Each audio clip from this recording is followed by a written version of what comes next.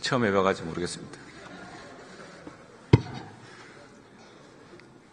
예, 존경하는 국민 여러분, 국회의장과 선배 동료 의원 여러분, 대한민국 민주화 산업화 본산, 대한민국 지중해 도시, 이제는 AR 디지털 자유무역 도시로 거듭나려고 몸부림치고 있는 마산아포 최형두입니다. 올해 광복 80주년입니다. 대한민국이 식민지 폐허, 분단과 전쟁, 잿더미와 보리고개를 넘어서 민주주의 시장경제 모두 선진국으로 도약하여 이제 서방 선진 7개국 반열에 올라섰습니다. 하지만 우리는 기로에 섰습니다.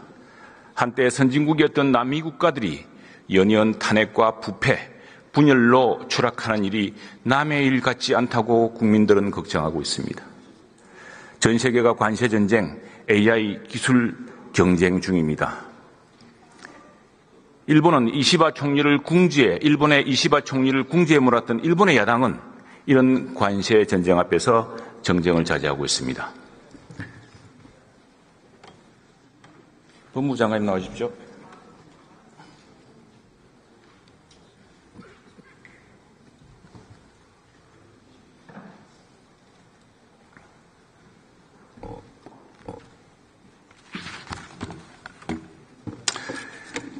네, 헌법재판소의 탄핵기각 결정으로 직무에 복귀하셨습니다. 국민들에게 드릴 말씀이 있으시겠죠? 먼저 한 말씀해 주십시오. 제가 드릴 말씀은 많습니다만 제가 드리고 싶은 이야기는 헌법재판소에서 제가 한 최후 진술로 대신하고자 합니다. 예, 1번 슬라이드 보여주셨습니까? 참 윤석열 정부 임기 내 탄핵 소추안 발의 현황이 놀랍습니다. 우리 장관님도 이 탄핵에 줄탄핵에 수렁에 빠졌다가 헌법재판소의 결정으로 복귀하였습니다. 자유민주주의가 확고하게 국민들의 신뢰에 자리 잡을 수 있는 배경은 무엇이라고 할 수 있습니까? 법무부 장관으로서 말씀해 주십시오. 제 생각에는 서로 상호 존중과 관용 그리고 가지고 있는 제도적 권한 행사의 절제가 가장 기본이라고 생각을 합니다. 예, 그게 바로 민주주의를 걱정하는 세계 석학들이 이야기하는 내용이기도 합니다. 그러나 법무부 장관 입장에서 볼 때는 법의 지배, 법치주의, 적법 절차가 가장 중요하겠죠? 네, 그렇습니다. 누구라도 똑같은 권리를 누리며 수사와 재판을 신속하게 이끌어서 정의를 조속히 구현할 수 있다는 믿음이 바로 자유민주주의 기초 아니겠습니까? 법무부 쪽에 관련된 부분은 그렇다고 생각합니다. 우리나라 법치주의에 대해 어떻게 생각하십니까? 예? 우리나라 법치주의의 현황에 대해서 어떻게 생각하십니까? 각 분야마다 다소 미흡한 부분들이 있다고 생각합니다. 제가 맡고 있는 법무부와 관련된 부분에 있어서도 수사 절차에 있어서 많은 시간이 소요가 되고 있고 여러 가지 제도 개선으로 인한 수사권 조정 이후에 수사권과 관련된 부분도 많은 문제가 있다고 하고 지연 수사 부분도 많은 문제가 있다고 생각을 합니다. 그리고 법치주의가 형식적 법치주의에 흐르지 않도록 다들 노력해야 되는데 그 부분에 아쉬움이 좀 있다고 생각을 합니다. 자, 슬라이드에 사법기관 신뢰도 한번 보여주실까요? 예, 법원, 검찰, 경찰, 우리 법치주의의 기둥이라 할 기관들의 신뢰도가 매우 낮습니다. 절반 이하입니다. 이렇게 된 데는 정의의 지연, 지체된 정의의 문제도 있겠죠? 예, 그렇다고 생각합니다. 이 나라의 정치 지도자 중 한 사람은 지난 정부 당시의 시장, 지사 시절에 부정부패 혐의로 수사가 시작되고 재판이 진행되었지만 벌써 몇 년째 재판이 제대로 이어지지 않고 있습니다. 법무부 장관으로서 어떻게 생각하십니까? 수사의 지연과 재판의 지연 모두 검찰과 사법기관 모두가 반성해야 되고 좀 더 신속한 재판과 수사가 이루어질 수 있도록 노력해야 된다고 생각합니다. 예, 선거법 재판은 633 원칙이죠. 633 원칙이 뭡니까?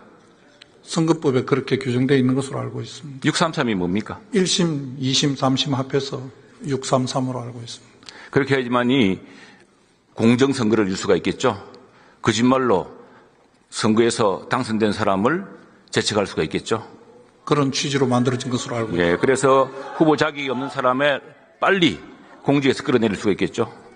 예, 그렇게 알고 있습니다. 그런데 633 원칙이 이렇게 안 지켜지는데 법무부는 이 법의 지배를 이끌어가야 하는 대표적 정부 부처로서 이것은 너무 속수무책으로 계십니까? 저희들이 신속한 재판이 이루어질 수 있도록 최선을 다하겠습니다. 미흡한 부분이 있다고 생각합니다. 선거법 재판이 이렇게 속수무책으로 지연되면 앞으로 선거에서 거짓말, 허위 주장, 불법 선거를 하고도 임기를 다 채운 일이 생기지 않겠습니까? 이거 그냥 이렇게 방치하실 겁니까? 그런 일이 없도록 검찰은 최선을 다하겠습니다. 우리 존경하는 민주당 의원 여러분 의석이 170석입니다. 우리는 108석이고 표결로 모자라는데 국회에서 한마디 하는데 이렇게 자, 법치주의는 누구에게나 공평하게 적용돼야 합니다. 이러니 국민들이 유권무죄, 무권유죄, 유전무죄, 무전유죄라고 생각하지 않겠습니까? 이러니 법의 지배, 법치주의를 신뢰할 수 있겠습니까? 여러모로 검찰과 법원이 사법기관이 절차 지연으로 인해서 국민의 신뢰를 얻는 데 실패하고 있다고 생각을 하고 있습니다. 대한민국 사법 정의를 이뤄야 할 정의부, 법무부 영어로 하면 뭐라 그러죠? DOJ죠. Department of Justice 아닙니까? 예, 정의부 장관 아니겠습니까? 법무부 장관으로서 사법 정의 구현이 지체되어서 우리나라 민주주의 법치주의의 믿음이 흔들리는 상황, 매우 심각하게 생각해야 됩니다. 명심하겠습니다. 자, 마침 우리 의석에서 나온 이야기 있어서 윤석열 대통령을 석방시킨 그 법원의 결정의 취지는 뭡니까? 한 두 가지 정도로 제가 직무정지 기간 중에 언론을 통해서 본 두 가지 정도의 의미가 있다고 생각합니다. 하나는 구속기간 산정과 관련된 기존의 입장과 좀 다르게 구속기간이 도과됐다는 내용 하나하고 그다음에 수사기관들의 수사권이 있는 행위였느냐 하는 부분이 두 가지 쟁점으로 알고 있습니다. 예, 지기현 재판부의 그 설명 자료에 보면은 지금 수사권이 없는 공수처 수사 이런 문제들이 만약 이러한 논란을 그대로 두고 형사재판 절차를 진행하는 경우 상급심에서의 파기 사유는 물론이고 한참 시간이 지난 후에도 재심 사유가 될 수 있다고 들었죠. 그렇게 이게 법원에서 이제 알고 적법 절차의 중요성, 수사권이 있느냐, 이 수사가 적법하게 진행되었느냐, 체포를 적법하게 했느냐. 장관님 잘 아시겠습니다. 미란다의 원칙에 나오는 그 미란다는 무고한 사람이었습니까? 절차가 잘못돼서 그렇습니다. 절차가 그렇게 중요한 겁니다. 우리 초등학생들도 다 아는 미란다의 원칙은 사법에서 절차의 문제, 적법 절차의 문제 아니겠습니까? 어느 사람을 뭐라고 제명을 몰아놓고 그렇게 해서 몰아붙인다고 만일 제명이 결정되고 파면되고 구속되고 한다면 그게 법치국가가 아니겠죠? 그렇다고 생각합니다. 예, 그 어떤 사람은 법에 정한 재판 절차 시한도 다 어기고 무한하게 재판을 연기시킨다면 그것 역시 법의 지배에 어긋나겠죠. 그렇게 되지 않도록 노력해야 한다고 생각합니다. 예, 법무부 장관은 굉장히 중요한 직책으로서 그 탄핵에서 참 험한 사태를 겪었습니다만 다시 이 탄핵에서 헌법재판소에서 법무부 장관에 대한 탄핵소추는 부당하다고 결정을 받아 당당히 나오신 만큼 이 문제에 대해서 최선을 다해서 법의 지배를 다시 일으키셔야겠습니다. 자, 금수완박 이후에 검찰의 부패 수사 능력 저하가 OECD의 걱정 대상이 되었습니다. OECD 반부패 수사기구 뇌물방지협약 이행그룹 WGB라 그러죠. 실사단이 지난 연물 방문했는데 어떤 결과가 나왔습니까? 제가 그 직무정지 기간 중에 다녀가서 정확한 내용 모르겠습니다. 이게 파악해 보십시오. 이게 세계 선진국가에서 대한민국에서 이렇게 권력자에 대한 수사와 재판이 지연되면서 아니 권력자에 대한 수사와 재판이 지연되는데 다른 사람들, 다른 부패에 대한 수사와 재판이 제대로 될 수 있겠느냐 이런 의구심을 품는 건 당연하겠죠. 그래서 OECD가 부패 문제를 이렇게 중요하게 생각합니다. 그것 때문에 검찰이 제대로 수사할 수 없고 그리고 반부패 수사 기능이 수사권이 전반적으로 약화되는 현상을 걱정하고 있습니다. 법무부 장관으로서 여기에 대한 어떤 대책을 세우시겠습니까? 수사는 수사기관 종사자들의 의욕도 굉장히 중요하다고 생각을 합니다. 지금 검찰이 의원님께서 조금 전에 지적하신 바와 같이 국민의 신뢰도 상당히 저하되어 있고 그다음에 수사 절차도 상당히 어렵습니다. 그리고 최근에는 수사 경비 등으로 인해서 많은 어려움을 겪고 있는 것으로 알고 있습니다. 법무부 장관으로서는 이 어려운 상황 속에서도 후배 검사들이 최선을 다해서 반부패 수사에 열심히 할 수 있도록 열심히 지도 감독하겠습니다. 예, 우선 자료 화면을 좀 보여주십시오. 네타냐후 총리 자료 한번 볼까요? 자, 이게 이제 뉴욕타임즈하고 지금 AP통신에 나온 사진입니다. 이스라엘이라는 나라가 지금 지도자의 부패 혐의, 이 지도자의 부패 혐의를 사법 절차에 따라 처벌해야 하는데 그걸 못하게 하려고 저 지도자가 사법부를 흔들고 법제를 흔드는 문제로 이스라엘이 몇 년째 엄청난 내용에 빠졌습니다. 모사드도 소용없고 철의 장막도 소용이 없습니다. 모사드에게 바로 침공당하지 않습니까? 이 같은 사태가 법의 지배가 얼마나 중요한지, 법의 지배가 무너지면 그 튼튼한 나라도 어떻게 무너지는지를 보여주지 않겠습니까? 지금 우리나라에서는 선거법뿐 아니라 여러 가지 범죄 혐의로 1심에서 유죄받고 또 상당한 유죄 심정이 굳은 이런 분이 이제 대통령 후보로 나설 가능성이 높아졌습니다. 만일 대통령이 당선된다면 이미 진행되던 재판은 어떻게 됩니까?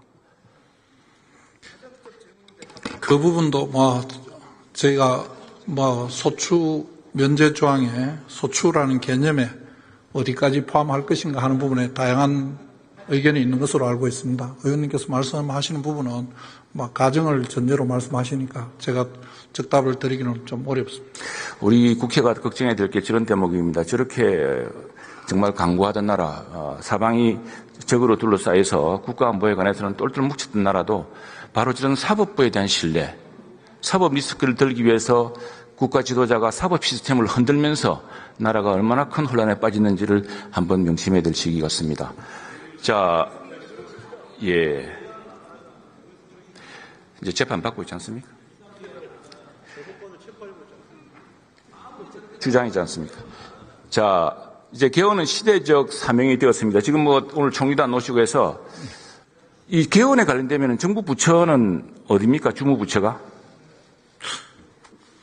저희들도 한 중요한 부분 중에 하나라고 생각합니다. 혹시 정부 내에서 얼마 전에 우리 국회의장께서 대선과 함께 개헌을 하자고 제안하신 적이 있는데 물론 이재명 예비후보와 민주당이 그절로 지금 이게 불발됐습니다만 그 정부 내에서도 개헌안을 검토하거나 개헌 절차를 검토한 적이 있습니까? 지난 정부에도 개헌안이 정부안으로 제출된 적이 있는 것으로 알고 있고 저희들 입장에서는 국회에서 논의가 진행되면 적극적으로 그 논의를 뒷받침할 수 있도록 준비하도록 하겠습니다. 네, 고생하셨습니다. 외교부 장관님, 차관님 오시죠. 네, 고생하셨습니다.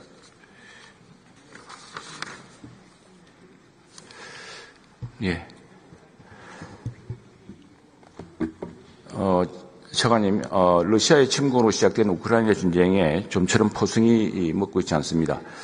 이 강대국들이 휴전 또는 종전 협상에 개입하고 있습니다만 지연되고 있는데 이 우크라이나 전쟁이 장기화될 조짐도 있는데 어떻게 보십니까? 지금 미국의 신행정부 들어와서는 우크라이나 전쟁을 이제 신속하게 끝내기 위한 노력을 지금 미국, 러시아, 우크라이나 간에 이제 진행 중인 것으로 알고 있고요.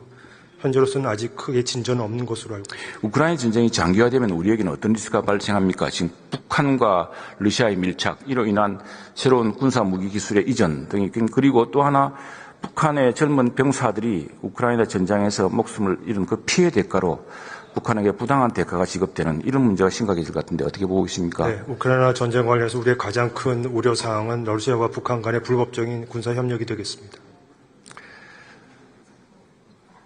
우리는 한미일 협력을 근간으로 인도태평양, 중동, 아프리카, 남미와 좀 더 밀접한 협력 관계를 구축해야 합니다. 그 길만이 미중 패권 갈등에서 또 러우 전쟁 이 사이에서 우리의 안보와 산업을 지킬 수 있는 길이라고 합니다. 그런 점에서 외교부가 집행하는 ODA 정책의 변화도 매우 긴급하다고 생각합니다. 지금 ODA 예산이 얼마나 늘었죠? 제가 지금 정확한 수치를 갖고 있습니다. 2021년 3조 7천억에서 2025년 6조 5천으로 2배가량 늘었습니다. 국제사회에서 대한민국의 책임과 역할이 그만큼 높아진 것으로 생각합니다. 그런데 지난해 우리 예산 심사를 해보니까 ODA 불용 예산이 굉장히 많았습니다. 이유를 들어보니까 수원국의 사정으로 집행할 수 없는 문제가 있었습니다. 그래서 이제는 ODA 방식을 우리가 밖에서 다리에 지어주가는 게 아니라 해외 우수 인재를 우리 국내로 유치해서 교육시킴으로써 우리나라의 산업 발전, 우리나라의 발전에도 기여를 하고 또 우리나라 지역 대학이라든가 연구 R&D 인력 확보에도 기여를 하면서 동시에 우리가 도와주는 국가의 든든한 인맥을 쌓는 게 매우 중요하지 않겠습니까? 그래서 제가 이전에 몇 차례 미국의 미네소타 프로젝트 같은 거 언급한 적이 있는데 여기에 대해서 ODA 정책의 변화가 좀 있습니까? 의원님 말씀하신 것처럼 ODA와 관련해서 저희는 지금 그 ODA가 늘어난 만큼 효과적으로 또 적기에 집행할 수 있도록 노력을 많이 하고 있고요. 말씀하신 것 같은 해외 인재를 우리 국내에 유치해서 교육을 하고 장기적으로는 그 나라에 도움이 되게 하지만 우리한테도 도움이 될 수 있는 그런 방향으로도 많은 사업들을 검토하고 있습니다.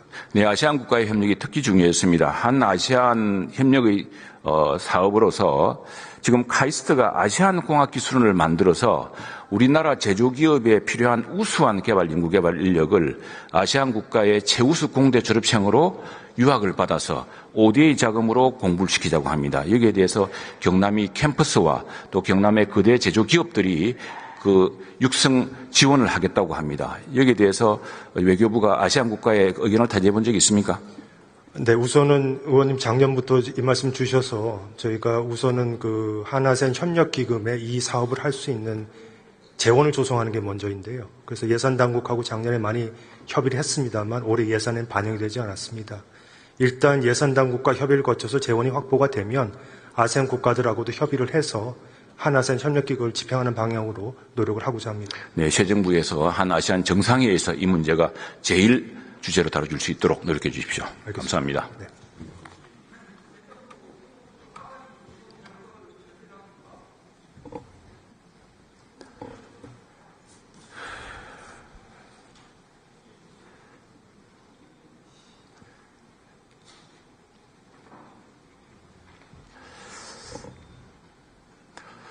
존경하는 선배 동료 의원 여러분, 우리 동서고금의 역사에서 한결같이 보여주는 진실이 있습니다. 한 공동체는, 한 국가는 외침이 아니라 내파, 내부 분열로 망한다고 합니다. 지금 우리 국회, 우리 정치를 보면서 저희 책임도 큽니다만 또 헌법재판소가 지적했듯이 거대 정당들의 책임이 또 있지 않겠습니까? 이런 내부 분열과 혼란을 딛고서 강국 80주년의 새로운 나라를 만들어야겠습니다. 지금 세계는 삼각파도, 퍼펙트 스톰이 밀려오고 있습니다. 이런 시기에 우리가 AI 혁명이라든가 하는 모든 분야에서 앞서 나감으로써 80년간 지난 시기 우리 앞선 세대들이 피와 땀과